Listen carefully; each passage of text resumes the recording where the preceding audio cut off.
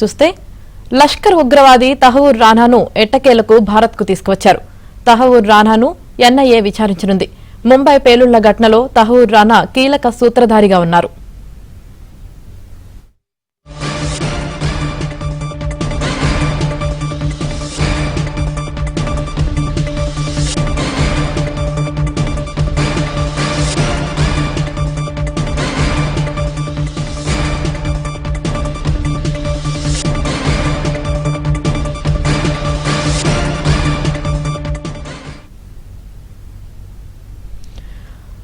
లష్కర్ ఉగ్రవాది తహవూర్ రానాను ఎట్టకేలకు భారత్ కు తీసుకువచ్చారు. తహవూర్ రానాను ఎన్ఐఏ విచారించనుంది. ముంబై పేలుళ్ల ఘటనలో తహవూర్ రానా కీలక సూత్రధారిగా ఉన్నారు.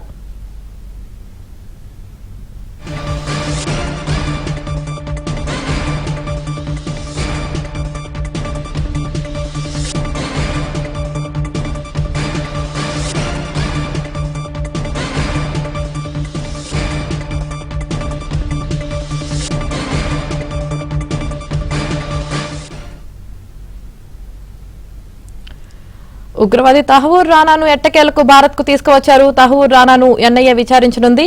ముంబై పేలుళ్ల ఘటనలో తహవూర్ రానా కీలక సూత్రధారిగా ఉన్నారు. ఇక దీనికి సంబంధించి పూర్తి సమాచారం మా ఢిల్లీ ప్రతినిధి సతీష్ అందిస్తారు. సతీష్, యామిని 26/11 అత్యంత పాశవికంగా ఉగ్రదాడి జరిగింది తాజ్ హోటల్ పైన. ముంబై కేంద్రంగా అనేక ప్రదేశాల్లో ఎట్ ఏ టైం 10 మంది జైషే మహమ్మద్ కు సంబంధించిన ఉగ్రవాదులు ఏకదాటిగా దాడి చేయడంతో మొత్తం ఆ దాడిలో 164 మందికి పైగా భారతీయులు ప్రాణాలు కోల్పోయారు. అందులో 18 మందికి పైగా కూడా దాదాపు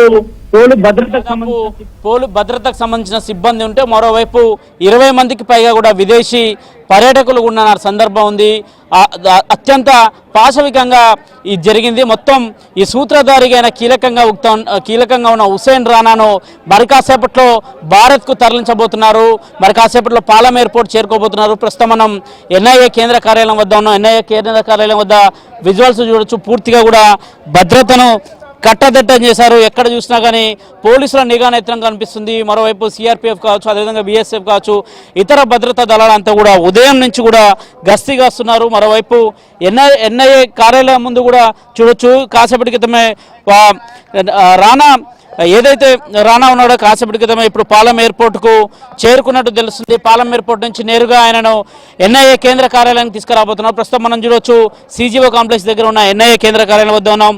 నేషనల్ ఇన్వెస్టిగేషన్ ఏజెన్సీ వద్ద భారీ భద్రతను ఏర్పాటు చేశారు. ఉదయం నుంచి కూడా పెద్ద ఎత్తున జాతీయ మీడియాతో పాటు పోలీసులు భారీ భద్రతను కూడా పోలీసులు భద్రత కల్పిస్తున్నారు. మొత్తం నేషనల్ ఇన్వెస్టిగేషన్ ఏజెన్సీకి వెళ్లే కార్యాలయం ముందు దాదాపు 1 కిలోమీటర్ మేరనే వాహనాలనంతా కూడా ఆపివేశారు. ఇప్పటికే ఆ పాలెం ఎయిర్పోర్ట్ నుంచి మరి కాసేపట్లో హుసేన్ రానాను తీసుకురాబోతున్నారు. కరడు గట్టిన నేరస్తుడు, దాదాపు 160 మంది చావుకు కారకుడయ్యాడు. మొత్తం ముంబై కేసులో ముంబైలో సృష్టించిన విధ్వంసానికి కీలక పాత్రధారి, సూత్రధారిగా ఉన్నాడు. దాదాపు ఘటన జరిగి 15 ఏళ్ల పైన అవుతున్నా కానీ ఇప్పటివరకు కూడా ఆయనను నాటి సందర్భంలో యుఎస్లో నిర్బంధించినప్పుడు కూడా యుఎస్ జైల్లో ఉన్నాడు. దాదాపు భారత ప్రభుత్వం జోక్యం చేసుకుని దౌత్య చర్చల ద్వారా కూడా భారత్కి అప్పగించాలి. దాదాపు 160 మంది ప్రాణాలను బలి తీసుకున్నారు. కీలక సూత్రధారిగా వహించారు. నాటి సందర్భంలో బ్లూ ప్రింట్ను తయారు చేసే దాంట్లో కూడా కీలకంగా వ్యవహరించాడు. ఖచ్చితంగా చర్యలు తీసుకోవాలని చెప్తున్నారు. అయితే పెద్ద ఎత్తున కూడా నాటి ముంబై ఘటనలో కుటుంబాలు ఎవరైతే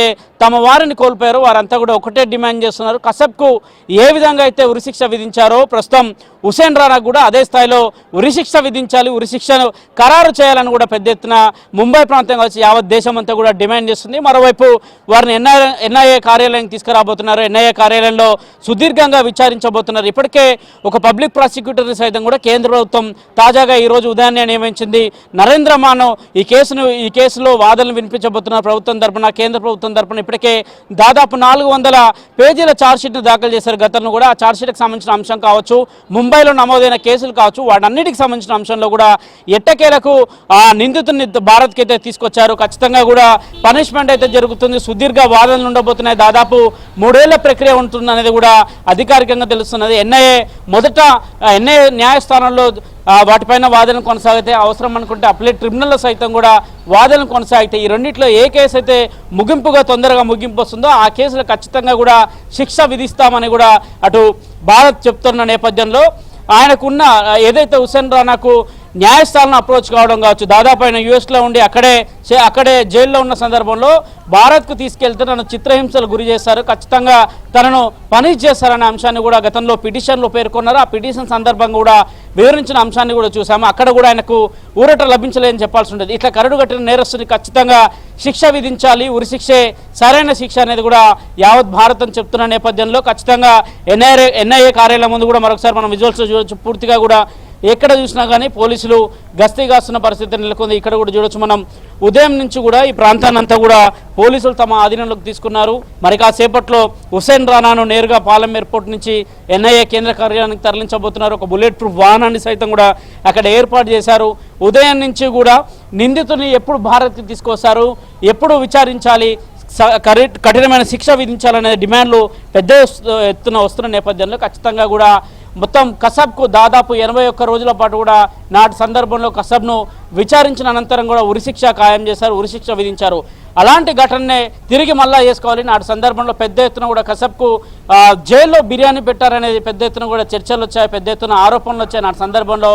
వాటికి సంబంధించిన అంశంలో కూడా ఇప్పుడు అలాంటిదే మరోసారి చేయకూడదు భారత్, కేంద్ర ప్రభుత్వం ఇలాంటి చర్యలు మానుకోవాలి. బిర్యానీ పెట్టడం కాదు, దేశ ప్రజల యొక్క ప్రాణాలను పొట్టన పెట్టుకున్న వారందరినీ కూడా జైషే మహమ్మద్ ఉగ్రవాదికి సంబంధించిన వారిని కఠినంగా శిక్షించాలని కూడా ప్రజలు, అదేవిధంగా నాటి సందర్భంలో ఎవరైతే తమ కుటుంబ సభ్యులను తాజ్ హోటల్ ముందు కావచ్చు, తాజ్ హోటల్ లోపల కావచ్చు ప్రాణాలు అర్పించారు, ఎవరైతే ప్రాణాలు కోల్పోయారో వారి కుటుంబ సభ్యులైతే పెద్ద ఎత్తున డిమాండ్ చేస్తున్నారు. నాటి సందర్భంలో ఎన్ఎస్జీ టీమ్ ఏ ఎత్తున కూడా తాజ్ హోటల్లోకి వారు ప్రవేశించి చాకచక్యంగా ఏ విధంగా జైషే మహమ్మద్కి సంబంధించిన ఉగ్రవాదులను మట్టుబెట్టారు నాటి సందర్భంలో చూసాము.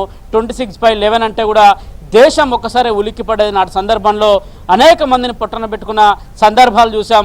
మొత్తం తాజ్ హోటల్ పరిసర ప్రాంతాలంతా కూడా రక్తపు మడుగులో మారిపోయిన పరిస్థితి నెలకొన్న నాటి సందర్భంలో పెద్ద ఎత్తున కూడా ప్రతి ఒక్కరు కూడా దాన్ని ఖండించడం జరిగింది. మొత్తం 10 మంది ప్రవేశించడం, వారంతా కూడా ముంబై ఆశ్రయంగా వారికి ఉండడం, ముంబైలో అనేక మందికి ఆశ్రయం కల్పించడం. హుసేన్ రానా సైతం కూడా నాటి సందర్భంలో ఆయన పాకిస్తాన్ అయినప్పుడు కూడా కెనడియన్కి సంబంధించిన వ్యక్తిగా కూడా నాటి సందర్భంలో ఉన్న పరిస్థితిని చూసాం. అట్లాంటి ఘటనలు చోటు చేసుకుంటూ ఉండేది. ఖచ్చితంగా హుసేన్ రానాకు మాత్రం సరైన సమయంలో శిక్ష విధించాలని కూడా పెద్ద ఎత్తున అయితే డిమాండ్ చేస్తున్నారు యామిని.